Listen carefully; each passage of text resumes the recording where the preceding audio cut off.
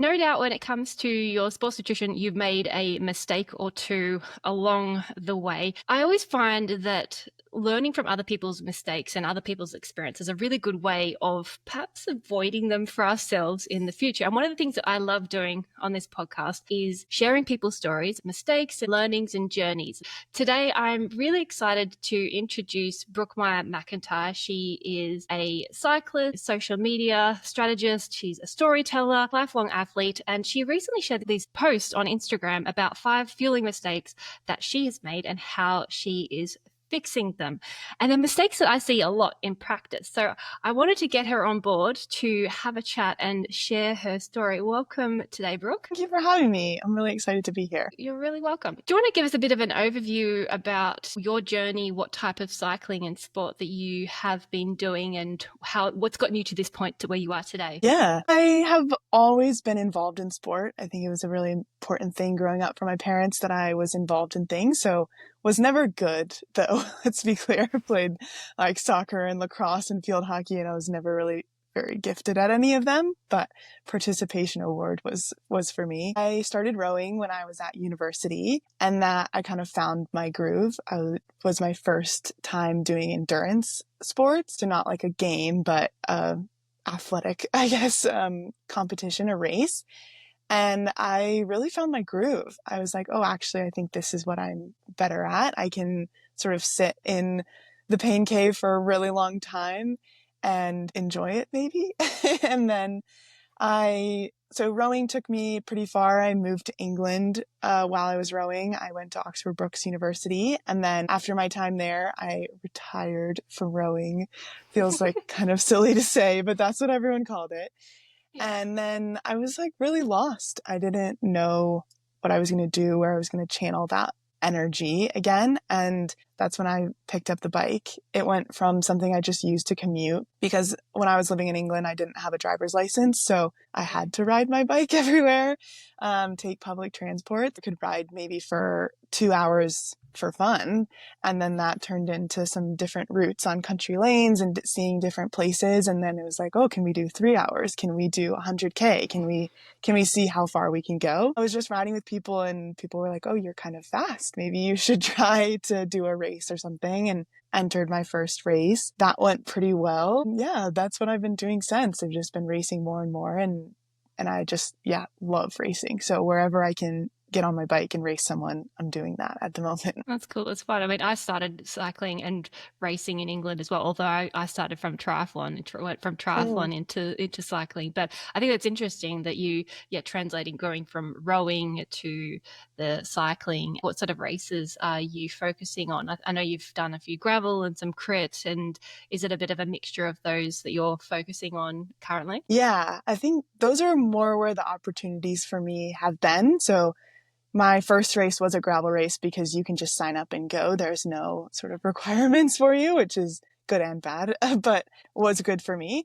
And just did a few more gravel events, just mass start sort of things.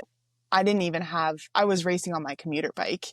I didn't even have like a racing bike. And so then I updated to a nicer gravel bike, like an actual gravel bike, not my Boardman commuter. I started racing on that, did a few crits that some people just brought me into. They had a team going and they were like, oh, it would be cool if you could come too. Did that on my gravel bike. And then and then I got a road bike. And so then I've been doing sort of both since then. And at one point I had a mountain bike, was doing some mountain bike racing. So it's kind of just whatever bike is around and I can get on. But so at the moment it's gravel and crits. I saw the same before. I saw on Instagram, you shared a couple of posts in a row over a couple of weeks talking about nutrition mistakes that I made so that you don't have to. Like, do you want to give us a bit of a deep dive into what prompted that change, and from where you were under fueling to focusing a lot more and planning intentionally with the way that you train with your nutrition and race with your nutrition now? Yeah, it's been a long time. I'm sure you're quite familiar with like sort of the mental side of things, is that you kind of understand, okay, like, yeah, carbs are what I need. I need to fuel myself on these rides. But then there are sort of these little voices that have just been peppered in from when you're a little girl up until now that have said, like, oh, don't eat as much, or you should be lighter, or whatever things. And then it's like you're constantly fighting this little mental battle about what you should be doing for nutrition. And I think over the last year, I've been working with my coach a lot, and my volume has been increasing a lot. So I've been feeling the fatigue, and where maybe sometimes I could have gotten away with underfueling because I wasn't doing as much in general, whether that was through work and through cycling. I was just a little bit quieter on the volume. Now I'm really active through my work. I'm my own boss at the moment, so that takes a lot of mental energy to be going through all of that. And then also to be increasing the volume on the bike. If you're not fueling it, it really trickles into everything. And so we've been working on, like, no, you don't need to weigh in on a regular occasion. Like, let's look at the numbers. How are you performing? If those continue to increase and the fueling is helping with that, then like that's where we'll put our focus rather than a number on a scale. So I think that that's a really key piece, because also throughout my rowing career, weight was a really big component. Just like in cycling, power to weight is a component of competitiveness. It's hard to ignore, but regular weigh-ins, lots of emphasis on how big is your boat, I guess, versus your engine and things like that. So overcoming those kinds of voices to be like, actually, I can eat and fuel the work, and that's not going to affect something down the line. And I actually went on a ride recently with another pro gravel racer, and she was eating way more than me. And I was like, whoa. I think she did on our ride like 120 grams of carbs per hour. And I was like, I'm not even touching that. And I feel like I'm eating so much. So I think it's also clear to see there's so much more potential when it comes to fueling for me as well. Absolutely. Like, I think you hit the nail on the head about the psychology and the mental side of things. That's what I see a lot of the time when I was doing my PhD research, was all about like, why are people not fueling? Like, this is the biggest game changer for performance, and like, why are people not using it? And one of the key drivers that stopped people, I found, was that this fear of it, like, I don't need it, it doesn't work, all, as you say, like these voices that are limiting you or holding you back or telling you to be smaller or to be less, or this cultural sort of noise. And it does take time. It might take someone 3 to 5 years of sort of trial and error and mistakes, and it's usually like something goes horrendously wrong before you actually be like, okay, I need to work on this. Did that happen for you at all? Like, something went really wrong to make you like want to change it? I can't say that I had like a sort of horrible experience, but well, that's good. That's good. I'm glad. I think it was more who I was listening. I kind of, took the time to look at who I was listening to and who I wasn't listening to. And there are all these women like you and Uri Carlson. She's another nutritionist in the Colorado area, who I was like, all of these women, my coach, are telling me something. And then I feel like I'm out on these group rides with some middle-aged men, and they're telling me something else. And do I want to be a middle-aged man, or do I want to be a high performance athlete? So what voices am I really taking into consideration? And surely it's voices like you that are preaching something that I should be listening to. I think that's really the shift. Absolutely. Like our environment, and like you were saying before, like that rider that you went out with who is eating so much more than you, it can make you question and be like, oh, okay, well, if they're doing it and they look like this and they perform like this and they're doing what I want to do, then they become those role models to work up with. Where I think so many people, they're surrounded by, as you say, like maybe it's the middle-aged man or the group rides where no one's eating and it's this like smash fest. And I think what you were saying before about like when you're working for yourself, it's an interesting thing. If I look back on when I was doing triathlon, I was full-time and I was training full-time as in every spare second, and I was probably exhausted. I probably wasn't giving my full capacity at work because I was tired, but you just keep going. Whereas now working for myself, I realized like I can't train like that. I need more time to recover if I want to work as well. And it's finding that juggle and balance that suits you and your personal. I still haven't found the balance yet. it's a bit of a swings and roundabouts with the training load for me anyway. Yeah, yeah, it's hard. Definitely. Thinking about mistakes that you've learned, improving and working on currently, like the first one you had said was about feeling bad about like how much that you ate and this noise about like you're eating again. Is that something you've experienced a lot? People commenting on what you're eating at the time? Yeah, I think I don't know exactly when it happened, but it felt like online and sort of in the discourse around high performance cycling specifically, this like, oh, everyone's eating all these high carbs happened really suddenly. I don't Yeah. know if you experienced that, but I feel like no one was talking about it. When I was rowing, we never ate anything during a Mm. session. I barely drank water. And then now I'm like sort of dipping my toe into cycling and everyone's eating carbs. And that was sort of like, oh, It's really shifted in the last I think in the last 12 yeah. months especially. But if I look back in the last, well, 8 years that I've been working in pro cycling, 8 years ago, we were like really struggling to get people to eat 60, like even 80 grams of carbs, even though like I knew we wanted them to eat more, but there's still so much fear and like, oh, I don't really need it. And also culture and teams and staff members and coaches are Mm-hmm. like, oh, they don't need it. Or these messages like, you're going to make them fat if they eat too much. Yeah. And so Yeah.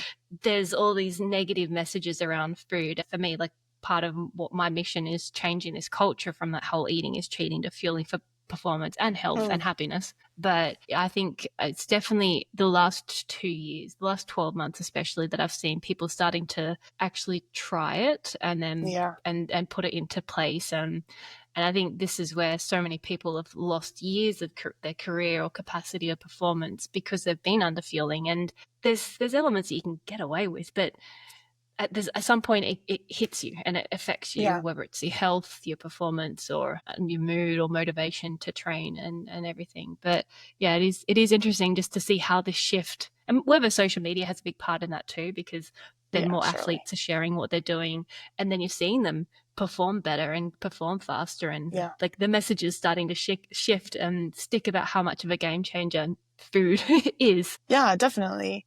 Yeah, I mean, I didn't have gel, like, I didn't know what a gel was, and I'd been in teams that were high performing teams. Like, we had Yeah. Olympians on our team and such. And yeah, I didn't know what a gel was. And then there was sort of Yeah. like whispers of, oh, you don't want to get red ass. Well, what's Mm. that? And sort of, so yeah, things like I think evolved really fast over the 2 years, like you were talking about. Kind of feel like I forgot the question now. The comment was sort of about feeling bad about eating and this like have eating something and be like, oh, what are they going to say? What are they going to think you're eating Yeah. again? Yeah. Yeah. The shift happened quickly and not everyone was sort of exposed to the shift. So there's Mm. all those comments and yeah, it's hard to weigh which ones are the right ones. And I mean, I was on like multiple group rides with, and I have this one person in my head of who I'm thinking of. He was pretty fast at the time, I felt like, and was pretty skinny. And I was like, I think you're doing great. But he would just be constantly talking about his weight and, oh, I need to lose 5 pounds and then I'll be fast enough. Or,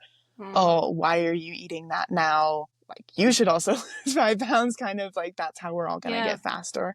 And I don't think it was coming from a malicious place. I think he wanted me to perform well too.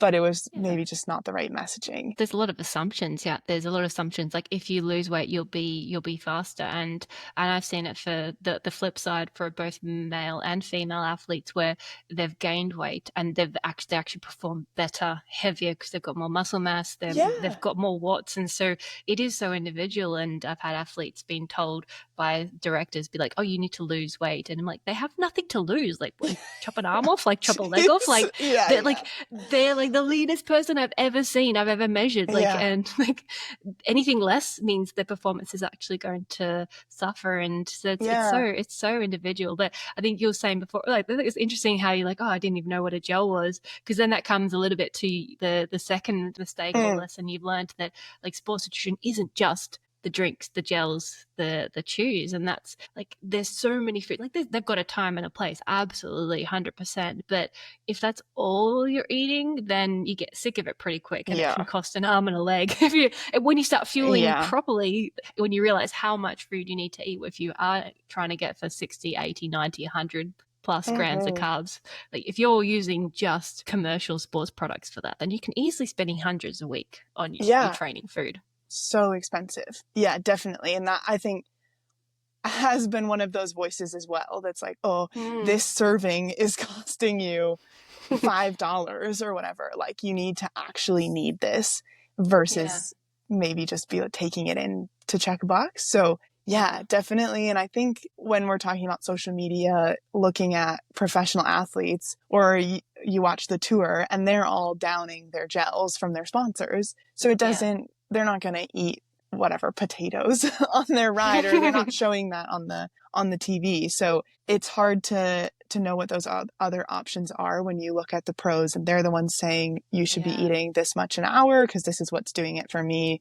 This is what I eat. Well, how Mm. do you know what they're eating when they're not in front of the camera on the front Yeah. of the breakaway, for example? So Yeah. yeah, I think that took a lot of trial and error from me, being vocal about, oh, I'm not eating, partly because of the cost as well, and having other people who are interested in eating more carbs per hour be like, oh, I eat Twinkies or whatever, whatever it is that's Yeah. like a super cheap source of carbs and sugar. And that's really what we're eating out there is a bunch of sugar. So how do Yeah, you, it's reframing it. yeah, Yeah, reframing.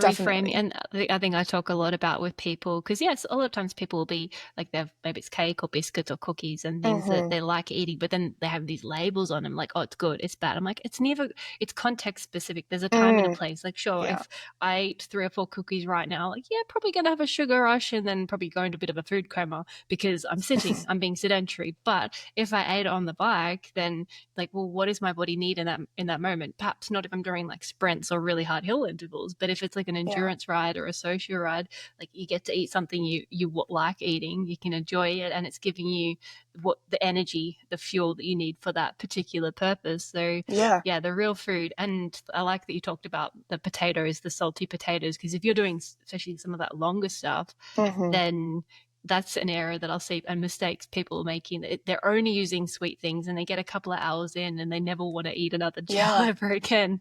Yeah, yeah. Oh, I really experienced that at the weekend. I was racing on Sunday, and one of the people in my group was like, do you have enough gels? Like, do you need something sort of so that we could keep the group rolling? And I was like, yeah, but I really don't want to eat it. Like, I have it, but I really don't want to eat it. And he Mm, was like, oh, like, you just got to down it. Like, we'll all down it together. Like, we're in this. But yeah, it is. I think when you're racing, having a yeah. gel you can just squeeze in, that's one thing. But when you're out on a ride with some friends or even by yourself, having things that, yeah, keep it fresh, a little different. I'm like really into tater tots at the moment. I think they're so easy to just pop in. And Yeah. someone commented on the post that we're talking about that they know someone who has like a flask that they put mashed potatoes and like squeeze that into their Oh, mouth. yeah, yeah, And you can I don't use know how, these sorts of things. yeah, Um, exactly. and make DIY your own sports nutrition. And I think it's just the main thing with that is again, you said about trial and error. That's 100% what sports nutrition is about. Each Yeah. person is so unique. Like we could both do the same rides and in theory need the same amount, but then what works for us will be so different. And yeah, like that's the beauty of training. You train in your training, the nutrition Yeah. side as well. And so yeah, Yeah. like stuff like this can be useful to make whether it's your own DIY gels using maltodextrin and fructose and stuff, Yeah. or salty sweet potato, normal potato. You put something cheesy in there. I've even made like Mm, rice cakes, sort of like the sushi sort of type rice cakes with like bacon and egg. And I find they work really well for the long endurance, like when it's gonna be like 6 hours plus. And you yeah. just look forward to it. You're like, oh, can't wait to eat that. It's gonna be so good. Yeah.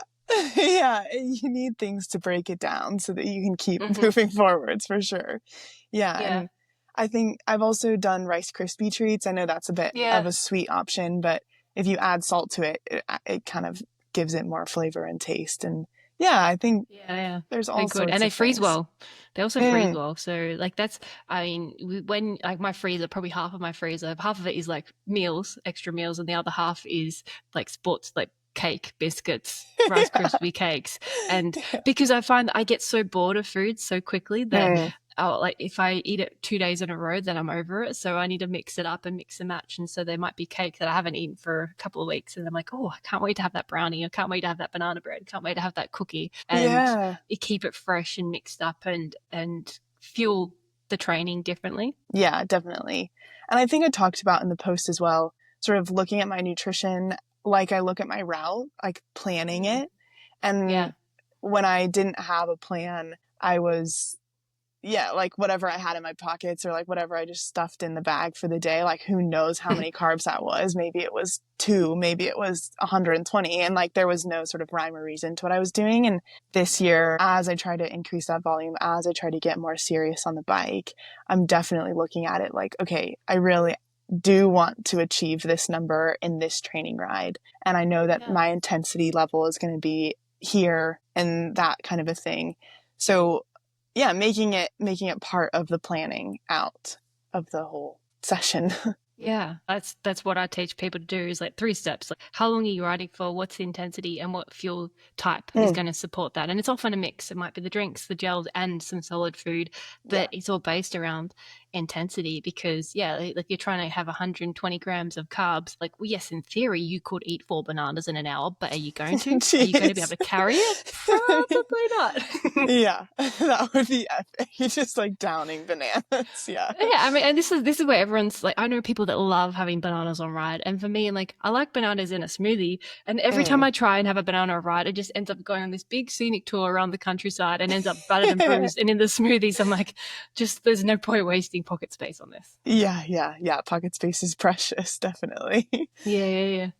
Because I think the fluids was something else you were talking Mm. about in that post about how you previously didn't drink. Like, were you just drinking carb mix, or like under drinking, or like what is you're now talking about having a combination of the liquids with electrolytes plus water in your bottles? Yeah. So I think I was getting away with not drinking as much. And so it Mm. didn't really come into play. But at Unbound this year, this is what Unbound is really what sparked this post. I was like, had to Ah. look at that race a lot and see where I made a lot of nutritional mistakes. Mm. And one of them was I only had carbs in my bottles. I didn't have a bottle of water. And I thought that when you were drinking the carb mix, it started as a bottle of water. So isn't it still kind of a bottle of water?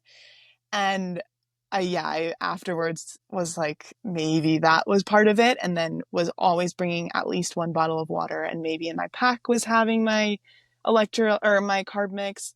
And then I sort of saw things progress out. And then I heard someone talking about specifically Unbound on a YouTube video. And they were like, yeah, people make this mistake all the time. They just put carbs in there and then they get dehydrated. And I was like, yes, that is exactly what I did. Thank you for having this video after the race. It's like, damn it, why didn't you Yeah. post this before? It would have made my life Exactly. so much better. Well, it's Yeah. interesting though that like it was like I guess making a mistake or something going wrong in that round was a Mm-hmm. bit of a catalyst for you to like, okay, things need to like let's be a bit more strategic about this. And absolutely, like I think it always comes down to like the type of the intensity, the ride, the environment. Because I find if it's a really really cold race, then Mm. sometimes people can get away with like the double carb mix bottles because they might not be drinking so much. But if it's really hot and you're sweating a lot and probably going to need to have, I think Yeah. it's just the cleansing the palate, because if you're having drink mix plus gels plus gummies plus chews, like everything tends to be sweet. Yeah. So having for longer rides, having that salty alternative in there, a bit of starch and salt and maybe some fats in there too, to kind of like the tater tots or the potatoes with parmesan cheese on them. They also work really well. Oh, I mean, I've had someone doing like the Titan Desert and some of these ultra cycling races, and they had like box Pringles, the tub of Pringles in the top tube that they were just sort of like eating out of while So they're funny. riding along. Yeah. But it's context specific of that type of fueling, and Yeah. having the water there. Yeah, you do, like you need both. You need the carbs, you need the salts, the electrolytes, but also the water. And it's always a bit Yeah. of a play around and experiment, because every race is going to be different. You might go back next year and the weather is different and you Mm-hmm. might not want as much water in that Yeah. situation. Yeah. The temperature is such a big factor. Like I said, I was racing on Sunday and I really didn't want to have those gels. And a lot of the reason was because my mouth was so dry, and then they were getting like that sugar was just getting stuck. And it was really gnarly, to be honest. And I downed. I don't normally stop at aid stations, but I did stop at every aid station and was like drinking a full bottle of water before the next one. Yeah. And because, yeah, I just like getting stuck. And so having those options, I think the temperature like plays a huge factor, like you said. Whereas in the wintertime, I have to have a reminder on my Garmin that says you need to drink your water because I'm not sweating, I'm Yeah. not having those things. And as well, training in England a lot, it's humid. It doesn't feel like you need to have water in the same way. Whereas then Yeah. coming back to Colorado, it's a high plains desert. It's so dry here that sort of sometimes as soon as you walk outside, you're like hit by the opposite. It's just so dry. And yeah, it can feel like water is evaporating as soon as it enters your mouth somehow. So it does play a big factor where you are, the Mm. altitude, the humidity, the temperature, all of those things, definitely. Yeah, absolutely. Because you also mentioned about training your gut and Mm. how you sort of perhaps did some of the like zero to hero of like having nothing to then trying to throw in like 90 grams, 100 grams because you see like, oh, they're doing it. So maybe I should do that as well. Like, what was that like for you? Because it sounds like it didn't go too well. Yeah, yeah. So I think this is also where the planning had come into effect. I thought I was eating enough. Like I thought I was like, oh, my intention is to have 60 grams on a training ride. I'm doing that. And then when I went to Unbound, I like sat the night before and I like actually said, okay, I need to have this gel at this time and this gel, and I have to have this much carb mix and all of those things. Like really planned it out. And I was even the night before looking and I was like, oh, I thought that this gel had more carbs in it than it does. And maybe I should have Mm, been having 2 an hour and not 1 an hour, things like that. But I yeah. hadn't ever really sat down and looked at it before the night Yeah. before the race. And so then I did have a plan to do 90 grams an hour and I was sort of forcing that down. And then, yeah, like about mile 80, I had to pull over to the side of the road and have a moment to myself because my stomach was so upset. And at that Mm, point in the race, we had sort of caught other distances. So there were people doing 50 miles that we were passing, and those people are just at a different speed. So you pass a lot of them on your way back in. And yeah. I always try to say good job to people when I pass them. And so this woman, I had passed her and I said, good job. And she was really nice. She was like, you're doing awesome. And I was like, thank you so much.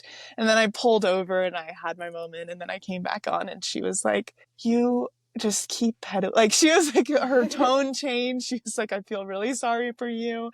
And I was Yeah. like, you can just keep pedaling. Like you can do this. Like I know you're in a desperate place now. And yeah, and I think I didn't need to feel that way. And I think Mm, a lot of these factors all led to that. But one of them was definitely the fact that I went from zero to hero, like you mentioned. I yeah. just had no idea really how much I was consuming or not consuming before that Yeah. race. And I mean, for me, like I often get people that I'm working with to like for me like, to do tracking strategically. And for me, the goal isn't to be like, you must do this for life. But part of Mm, it is actually that like, oh, what's actually in this product, and so you can be aware because yeah, gels these days can have anything from 15 to like 60 grams of carbs. But so they're right. not all like this equals this, and whether it's the ingredients or the amounts, and then you test it in training to make those mistakes and figure out what you can tolerate, what that looks like and Mm. feels like, and is it realistic for you, and slowly you can build it up and build it up and build it up and build it up. So like where do you feel like you're comfortable at the moment? Like is that sort of 60 grams an hour where you're comfortable at the moment? Yeah, I really am aiming to do 60 on training rides. Sort of anything over an hour and 15, I'm definitely doing 60. Maybe if it's less than that, I won't do 40, like one gel Mm. kind of a thing. And then it does change for sort of as we look at 5, 6, 7 hour rides, like what exactly I'm consuming and stuff, but it's still looking to be in that 60-ish area. And if I know I'm going to miss a meal, then that might also impact how much I have if I stop at hour 4, I'm going to have like a meal adjacent kind of food intake. And Yeah. then for race day, I'm really aiming for 90 to 100. Okay. That's where I'm working at right now. Yeah. Yeah, and you feel comfortable that's working well for you. Yeah, definitely since Unbound, I've gotten that. And excuse me. Yeah, like I said, I raced on Sunday and I really executed that plan, and that was definitely a big takeaway that when I didn't want to do it, I did it. I think I talked about this in a different post, but sort of nutrition plan is something you can win. Like you have control over in a lot of Yeah. ways. And so I know I had some big ambitions for this race on Sunday, but I know that I can't always control where I am in the groups or whoever has a wheel that they just get taken up on and things like that.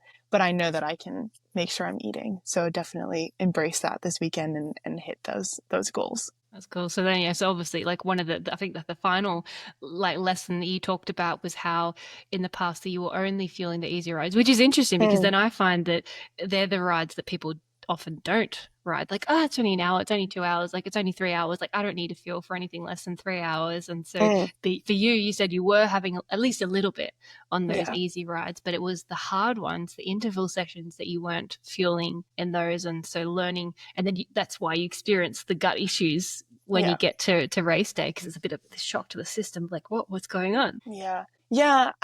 It's, in my opinion, it's easier when you're not breathing as hard. You are going through maybe a terrain that's a bit more gentle than if you're doing something that's like you're maxing out your heart rate. You're trying to do it, but that's sort of what you're doing on race day when you're trying to chase wheels. You're trying to get into a good position. How do you also keep taking in food? So I think I've gotten strategic about, I definitely try to do more through my hydration pack in the first hour. That way I don't have to Yeah. use my hands, and that way I can chase wheels while still getting in the carbs that I need. But also when I'm doing an interval set, like not waiting for the rest to take the nutrition in, because that's not really going to happen on race day. I'm not really going to get 10 minutes off in the middle to just catch my Yeah. breath. So like, can I have this looking to fuel the next set? Can I have this right at the end of this set, sort of a thing? And then during the rest, it can digest, which is nice. But I've now practiced how I'm going to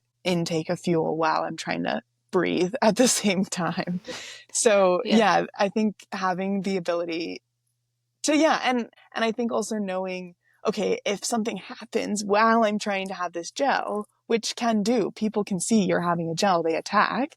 So you need to be able to be quick about it. And that was scaring me away from having my gel in a race. And so I Yeah. needed to like build that confidence, I suppose, that I don't have to be pedaling at 100 watts to eat gels. I can be pedaling at my max as well. Yeah, well, it's like, this is where it's like that whole practice of because it's not just the practice of drinking it, opening it, eating it, chewing it, Mm-hmm. swallowing it, or whatever. It's coordinating all of that and then not sitting, getting stuck in your throat, Yeah. and all these things. And that's the beauty of testing it in training and doing it repeatedly because the more you do it, kind of the same as with training, the easier it becomes. It's just that with training, we just keep adding more stimulus, so it Yeah. doesn't get easier. It Yeah. just keeps getting the bar keeps getting pushed further, further and further but yeah, as you said, like you talked about, you did talk about how it's like that puzzle piece and it's Mm. something you can control, but it's not about being perfect, but it's like the puzzle piece that works for you in this context, in this environment, and Yeah. refining it, refining it, refining it. Yeah, definitely. And I think it like deserves sort of that grace, like you're talking about, that it doesn't have to be perfect, but you can make some It's inroads. probably not going to be perfect. Yeah, yeah. As is anything that you do in life is not going to be perfect, like that's just the way Yeah. that it is. But I think as well, sort of back to sort of where we started this position or this conversation, as far as talking about those voices being like, "Oh, be smaller." It's hard to combat them, like, and I think actually speaking into that has been the Mm. biggest change for me, and not trying to ignore and be like, oh, Yeah. I'm not acknowledging because I'm going to be perfect in this way instead of perfect in that way. It's sort of the same Yeah. thing but in a different wrapping paper, if you will. Yeah. That perfection thing, is it really can be defeating. Yeah. Oh, I don't know. I see it on both ends of the spectrum where people are like, I've got to get this perfect. I'm like, well, thing is, you could have the perfect numbers and then the race is harder than you expect and then you Mm. burn more energy or it's easier than you expect or either way. And so or you have a gel, you drop a gel or you drop a Oh, bottle. And so yeah. it's being aware of like, okay, what could go wrong here and what am I going to do if that happens? And hopefully it doesn't happen, but if it does, what am I going to do? How am I going to adapt and how I'm going to respond in a Yeah. way that's going to give me the best energy and performance that I'm capable of controlling here. Yeah. Yeah, definitely. And like, I think gravel racing in specific has like a core of adventure. And so sort of looking at nutrition as part of that adventure, like, yeah, if I drop something, if something goes wrong, just like if I have a mechanical or whatever things happen in the race, they're all part of the adventure of racing, part of sort of figuring out how to have a good day. And Yeah. it's frustrating when, you see someone else have a perfect day and you've overcome these things and now you didn't beat them and you think, oh, I could have beat them if I had a perfect day too. That's tough, but that's also Yeah. racing. It is. And that's Yeah. fun. Yeah, and like it's that whole like learning experience for Mm, like yourself, because that, I mean, it's always one of those things I'm always curious as to see like what was the trigger and the catalyst for someone being like, I need to do something about this, because mm, a lot of the time it's on, I find nutrition is on the list like, yeah, I should or I could. I'm like, yeah, it's not that big a deal. Like it's fine. I'm getting away with it. It's okay.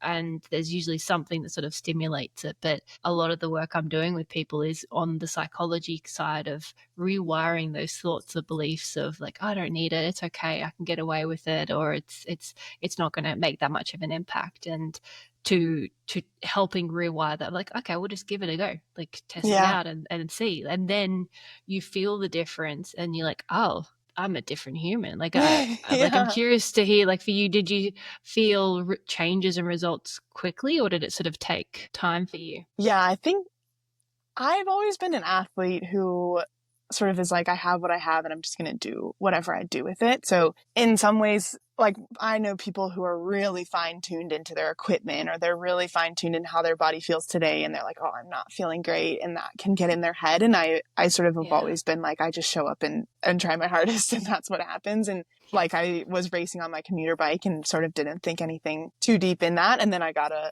carbon bike and I was like, wow, this is so different. And I had no idea, like I couldn't even have considered how different that would feel before I felt Yeah. it because I just was doing what I could do with Yeah. what I had. What's normal. Yeah. Yeah. And I think nutritionally similar.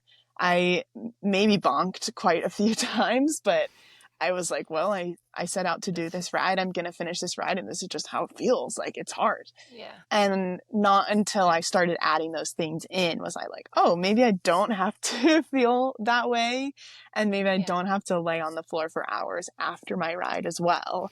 Maybe I can like do something with my Saturday afternoon after my long group ride kind of a thing. And so, yeah, I guess I was just sort of getting on with it and then adding in these things that were really helping was what illuminated me to be like, oh, I don't have to feel horrible all the time, I Yeah. guess. Yeah. Yeah. I think that's something I talk to a lot of people about. Like with performance, is not just, sure, we obviously, if we're racing, we want to perform well on the bike. We want to be faster, stronger, more powerful. Mm-hmm. But performance is more than that as well, because if you're giving everything of yourself to just the racing and the training and you've got nothing left to live, like I think some people normalize that whole like culture of, oh, you just spend the rest of the day on the couch and you just a couch potato and you don't have a life outside of training. Is Yeah. when you feel it better, like, yes, you're going to be tired and you're going to recover, but you might be able to go for a walk and you can spend time with your family, and Mm. cognitively you can be there, you can physically do Yeah. your job and work, versus being like, don't talk to me, like I'm a zombie for the next 6 hours. Yeah. And only a really small group of people can do that. Yeah. Only a really select group of people can not live outside of training. Yeah. And I am not in that group yet. I would love to be one day where I can only train, but yeah, I have to show up the rest of the day in different places. And at the moment, my sort of normal day looks like wake up and train first thing. And so then if I'm shot for the rest of the day, I'm not going to get anything done. And I just can't do that. And nor can most people who ride bikes. So you have to figure out ways that you can Yeah. do both. You can do it all. Yeah. Absolutely. And this is that whole trial. It's the trial and error. Like everybody's different. So there's no, like the thing I'm stressing with nutrition all the time is that there's no one perfect approach. Like with Mm. everyday nutrition, train nutrition, race nutrition, like there's different levels of what that looks like to be healthy, to be functioning, to be performing Yeah. our best. But it's going to be so unique to you based upon your training load, your gracing goals, your personality, your preferences, your location, Yeah. and finding that strategy, that framework that's going to be ideal for you, whether you're training, racing, on holidays, whatever. It's never, it's not a like, okay, this is what you eat and that never changes. It's always evolving and changing. Yeah. Which is hard too. Like Yeah. I think people love to look at things in a black and white sense, and it just never is. And that's Yeah. hard. And so I think Yeah. nutrition being one of those things that there's a lot of Yeah. gray area. There's a lot of things, yeah, you have to trial and error. And that takes effort Oh, too. That takes brain power. That takes planning, and that can be yeah. challenging, but I think it's sort of the puzzle piece like we were talking about earlier. Like you can look at Yeah. it in different ways. Like I like trying to put the puzzle together. So this is a piece Yeah. of putting that together. Yeah. Yeah, and it's more rewarding, I find, because I think a lot of time people will be like, "Oh, just give me a meal plan." I'm like, "Well, chances are it's going to set you up to fail because I could give you the perfect meal plan for tomorrow, but Yeah. then your friend invites you out for dinner or it's a Yeah. birthday, and then like, what are you going to do? Like, are you going to be like, "Oh no, I'm not allowed to go to this birthday party because it's not on my meal plan"? So then it creates all that like mental drama and stress and anxiety that people talk about because maybe they're like, "Oh, I'm being naughty, I'm broken my diet." And Definitely. I've gone to the party and I've eaten the foods, and then Yeah. it sends that whole shame spiral of Yeah. whatever going on. Whereas I'm Yeah. like, no, like, okay, there's like, we can be intentional and we can make smart choices and we can still enjoy ourselves socially. And there's a time and place. Like, obviously, if you're at racing for the Olympics, then that's like a time to, and you're in the final like prep work for that. It's like, okay, head down, knuckle down, focus, like Yeah. blinkers on to life. But Yeah. that's not the reality for most people, for a lot of people. And or you might have a key race, like, okay, there's a period of time we want to like dial in, Sure. Yeah. but you don't need to be so extreme and so restrictive, and you get to enjoy life so much more versus being like, oh, I wish I'd gone to that, I wish I'd done that, I wish I hadn't. Yeah. um, Yeah. Living And it's life not and regret. sustainable that way. Like you Yeah. can't, if, like you were saying, even Olympians, they have a period of time. That's the lock in time. It's not all of their life all the time because it's just not sustainable. And I think the other thing that has really helped me is not labeling things as good or bad. Like you were saying, we can Mm. be intentional. We can make smart choices, but it's not that this brownie is bad. It's Yeah. the context. It's whatever. Like there's no morale. Yeah. The brownie is just existing, and Yeah. I'm labeling it as something. So Yeah, and I like to have people get curious about what's going on with that because, like you say, mm, so many people label these foods as good or bad. I'm like, it's not that simplistic. It's not that like there's so much more going on because they might have no like need for a brownie, but you're just like, oh, really fancy a brownie, and so many people just ignore, and that desire grows and grows and grows. And yeah. usually, sometimes they'll go and eat everything else and a whole bunch of other little things like a banana, then an apple, then something this, and then all of a sudden they've eaten all these other stuff. And then they go and have the brownie because that's what they truly Yeah. wanted. And Yeah. sometimes the brownie might be just like a fleeting moment of like, oh, someone's eating a brownie, like, oh, that looks good, I want a brownie. And sometimes we just indulge in these fleeting thoughts that just if we'd waited 10 minutes, we probably would have forgotten about it. But then there's other times where you spend a week being like, Yeah. Yeah. and then we go to eat a whole tray of brownies. Whereas, yeah, like there's a time and a place, or it could be you hadn't eaten enough early in the day, and Mm, now your body is when hmm. you trained, and now your body, like you've put yourself in such a hole that your body now, and it's always like 6 to 8 hours later. Yeah. It's like, oh, I'm addicted to sugar. I'm craving all this stuff. I'm like, well, what happened earlier in the day? Like, look for the clues and patterns of what's happening, and is this a repeat offense of like this Yeah. is happening so much of the time? Like, where are the patterns? Get the detective hat on to see, like, curious. Then you feel more like, oh, that's strange. I don't have Yeah. these mid-afternoon cravings anymore. Yeah. Yeah, definitely. I can super relate to that. I think that was a big component of like just sort of wanting to consume everything when I got home from a ride and feeling like, Mm, oh, I can't control myself. And then, yeah, if I ate on the ride, I could have a normal sort of sized meal afterwards, yeah, and that was enough. But yeah, yeah, it's sort of like putting those pieces together that like, oh, I'm now consuming back thousands of calories because I was on a ride for long enough to do that, that yeah. I'm back eating. And sort of like you were saying, once you get in the hole, it's really hard to pull yourself out. Whereas if you just sort of keep on the surface. Yeah. Yeah, like I mean that's it. Like when we're exercising, we're so limited, and like most it's very rare, like very very rare for people to be eating more than they're expending during exercise Mm, because like it doesn't take much for us to be burning best part of 150 grams of carbs at pretty low intensities, and so like it's almost impossible for especially at the higher intensities to match what we're expending. But yeah. then like now at rest, like we could eat huge volumes of foods and then go into food coma and we end up eating more. And if Yeah. we're really hungry and our willpower is gone, we could have the best willpower in the world. But if we're hungry and our sugar levels are a bit low, then it doesn't matter what we know isn't good for us or what we don't need, we just go and eat it anyway. Yeah. Yeah. Yeah. I think that word willpower has also been something that I have like really worked through, that Mm. sometimes like willpower, like that's not even a thing. If there's a piece of pizza in front of you and it's sitting there for hours on end, like you can be really disciplined. You can be like, I'm not going to do this. But if it's Yeah. sort of there at some point, it doesn't really matter how sort of disciplined you can be.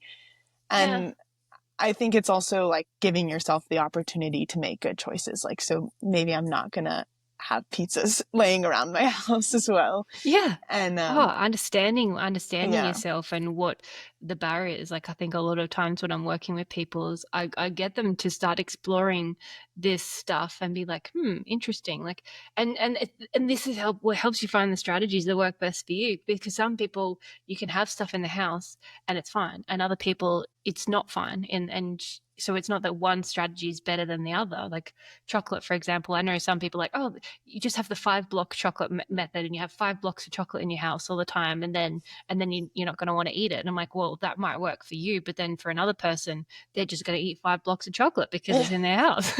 yeah. Which then makes things worse. Yeah, definitely. Or yeah, it's all just whatever is around you. And I think as well, like that idea that what works for you doesn't work for other people is key. Yeah. And treating yourself as just as relevant or just as trustworthy as someone else. Like that person who can have their chocolate in the house and not eat it, they're not better. There's not there Yeah. again, there's not like a good or Yeah. bad thing added to them. Yeah. Oh, absolutely. I think this is going on to that psychology thing. I think there's so much labels of good or bad, and these. I think I see a lot of people they get this worth and value out of food and be like, oh, Totally. like I'm really good, I'm really healthy, and I'm like, well, food is neither good nor bad. Like unless it's like you're allergic to it, it's poisoned or it's like contaminated or something. Like it's Yeah. neither good nor bad. It just comes down to the context of is this like what's happening and how is that contributing to your goals because Yeah. and your health. Yeah. Yeah, it's funny. I was talking to a colleague of mine who I haven't worked with for a while. And I also kind of remember this conversation, but kind of don't because it happened like probably a year ago now. And we were talking about a brownie specifically, she mentioned, and that this other colleague of ours was like talking about how bad he is because he has to have this brownie and all Mm. of this, like the labeling, like we're talking about. And I sort of suggested, like, well, that brownie, isn't doing anything. Like, it's not got a knife, like, to come and get you. It's not a bad brownie. Like, maybe today it's good for you. You need a little extra right now. It's serving you for your taste. Like, you're adding some color to your life. You can have that brownie with a friend and that's great for you. Like, there's all sorts of Mm-hmm. reasons why that brownie could be good. And Yeah. maybe tomorrow it's not the same. Yeah. And she reminded me of that conversation and that it had stuck with her. And that was sort of the first time that she had even considered that Yeah. food wasn't good or bad. And yeah, and I think it's just down to like those voices again, like we were talking about, like Yeah. who's chiming in and saying, oh, you shouldn't eat that? Who's telling you you should eat that? Who's telling you to lose 5 pounds? Who's telling you that, you're strong and that's what matters? And having the right voices around you to sort of keep building you up is so important and something we aren't always in control of. And so it can be a lot of work to seek out those right people. Yeah. Yeah, absolutely. Like I think, yeah, as you say, it's being aware of our environment and the people, whether they're positive or negative voices, because do play a big role on Mm-hmm. how we think, what we do, how we act. And so it's just checking in is like, does this fit with me? Does this feel good? And I think what's really interesting with food is that when we eliminate those labels, the good, the bad, and we open ourselves like, okay, well, if I want that brownie, like I'm allowed to eat it, that often the desire for it is like eliminated, because Mm.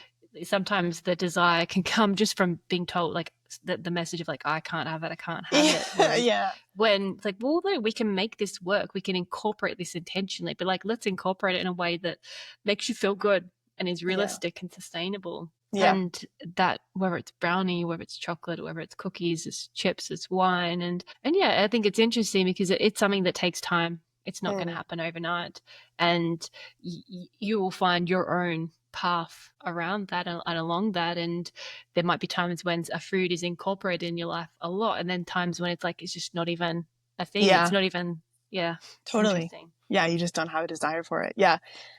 When you were speaking, what was coming into my mind is like we're all just little rebellious teenagers that when like the adult version of ourselves is like no, then we're like Yeah, yes, I want to do that. Like, can I sneak out? How can I do it? And like speaking to our younger, more rebellious self with some compassion, be like, yeah, okay, yeah, like let's see where that takes us a little bit within reason.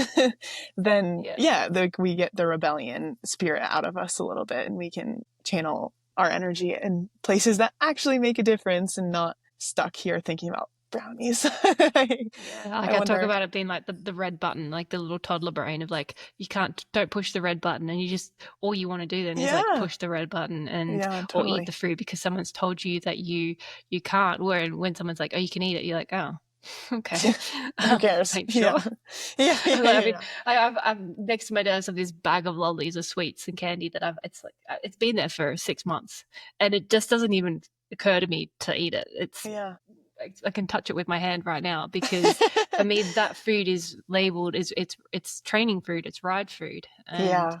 but we can rewire these thoughts and these patterns and these beliefs with time and with practice, Yeah. and find these strategies and approaches that feel good and Yeah. feel aligned and support our health, our performance, our Yeah. joy as well. Definitely. Definitely. And I mean, in like thinking about what we were going to talk about today, I had gone back into my memory through sort of the more toxic periods of my nutritional experience and how Yeah, deeply affecting they were. And sort of these small little memories I have of like, wow, that really like has stuck with me when that person said that thing, or when even I was like trying to fit into this jacket that was a size smaller than the one I had, or holding back in the gym because I was like, oh, maybe if I don't have too big of lats, then I'll weigh less. So I shouldn't do this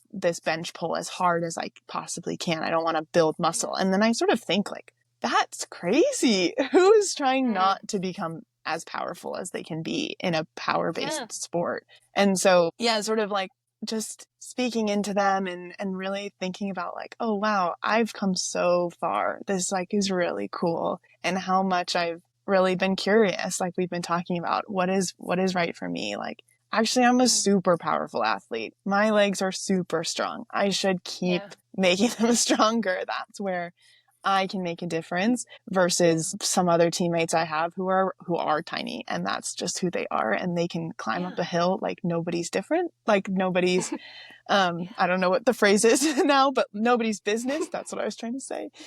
yeah, And yeah, that's their thing. Like they are climbers and I am a powerful athlete. And so how do I treat my advantage as powerful and as important as it is, and not just be looking at the weaknesses in yeah. comparison to other people. And I think Oh, nutritionally that absolutely. is huge. Yeah. Yeah, I think that's something a lot of people can relate to, is like tuning into, rather than trying to change yourself and your identity to fit into someone else's box or someone else's perception. It's like, okay, who am I and what is right for me? Like I remember there was a friend of mine in the UK I used to ride with when I Mm-hmm. lived there.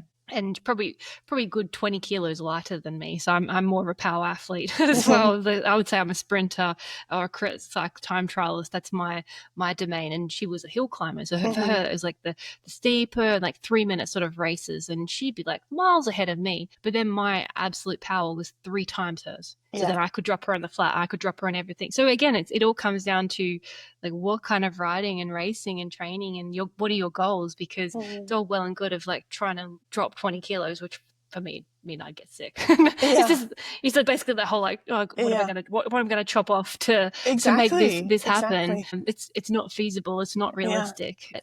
And obviously, you can improve the climbing. I can improve this, but Hmm. I'm never going to be a hill climber because it's just not my Sure. physiology. So like, Yeah. what can I focus on that's going to help me and that's going to be realistic for me, and same likewise for you. Yeah, definitely. And I think that that can bleed into any sort of component that we're talking about on sport, like whether that's the training, the physiology, the rest, the nutrition, like all of those things. It's like, what are my advantages and how do I not just focusing on strengthening my weaknesses, but also strengthening my strengths, Yeah. so feeding the Yeah, efforts and things. I think sometimes people focus so much on like, oh, their weaknesses, that as a result, their strengths sort of stay a bit Mm, like they're not really getting pushed hard. I mean, yeah. I see that in training where like a lot of amateurs, their their easy rides aren't easy enough, and they're so like Yeah. a friend here is a pro rider, and so I'll ride with her on her coffee rides. Like I'm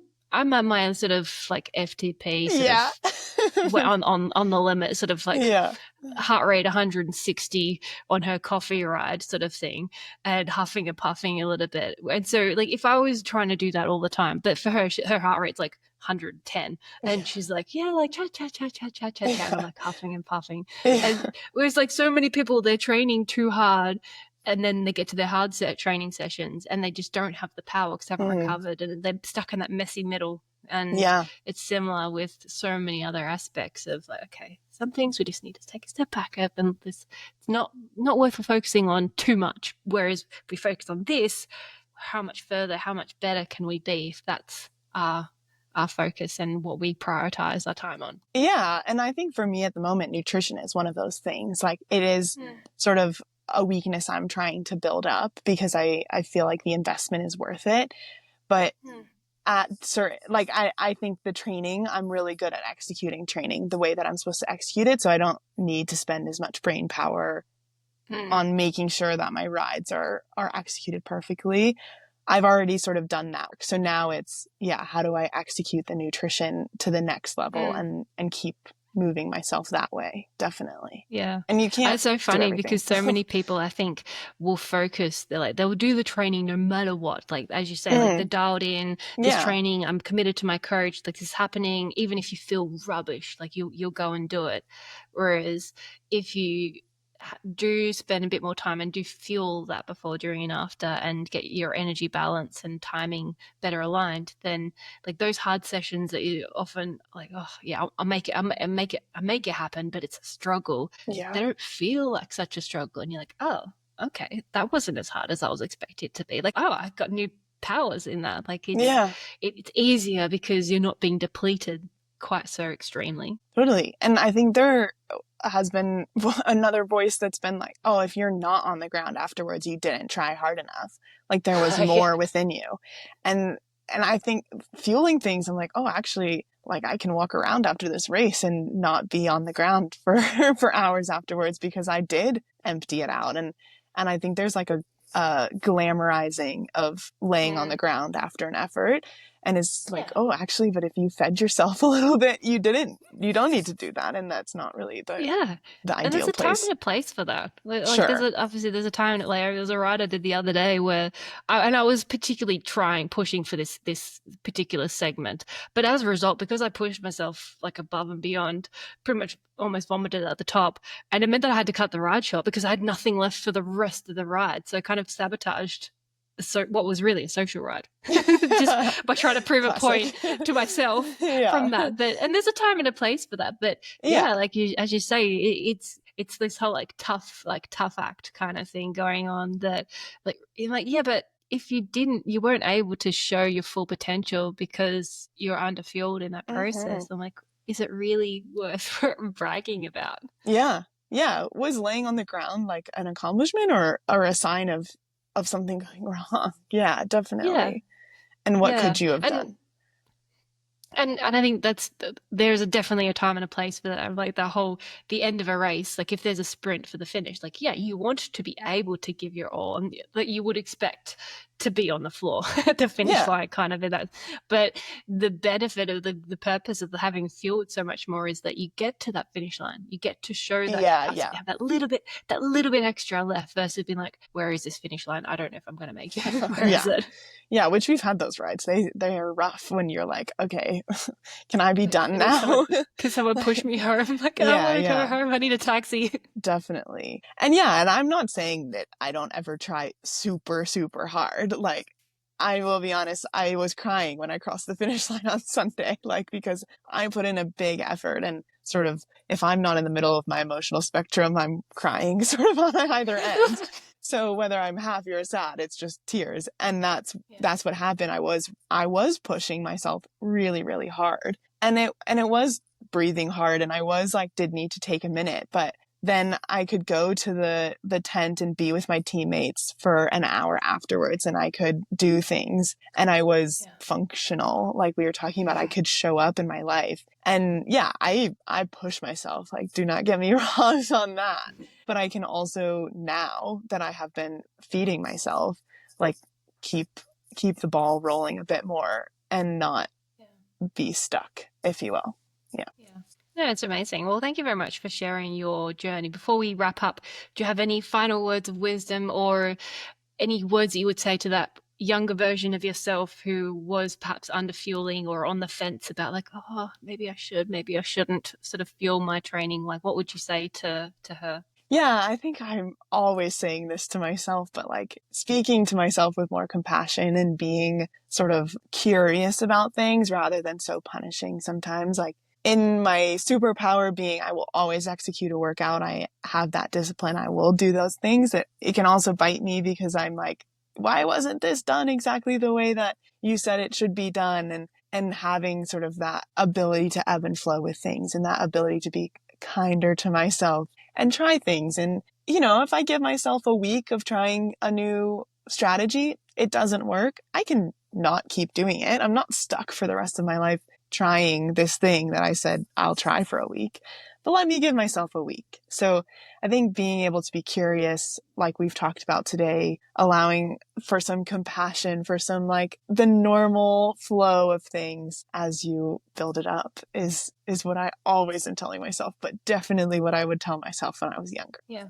Yeah, great advice. If anyone wants to learn more about you, where is the best place to find you? Yeah, I'm working really hard on Instagram at the moment. Everything from the nutrition mistakes I've made to bike mechanics that you can sort of learn to do on your own. So my Instagram is just at Brookmyer, and it's a picture of me and my cycling kit, so you can't miss it. And yeah, I'd love to connect there. Well, amazing. Well, thank you very much again for sharing your nutrition stories and mistakes that you've been making along the way. Yeah, I'm so glad that we could have this chat. It was really fun. Yeah, really enjoyed it as well. So that's all for today. Like, subscribe, fuel your ride, and I will see you next time.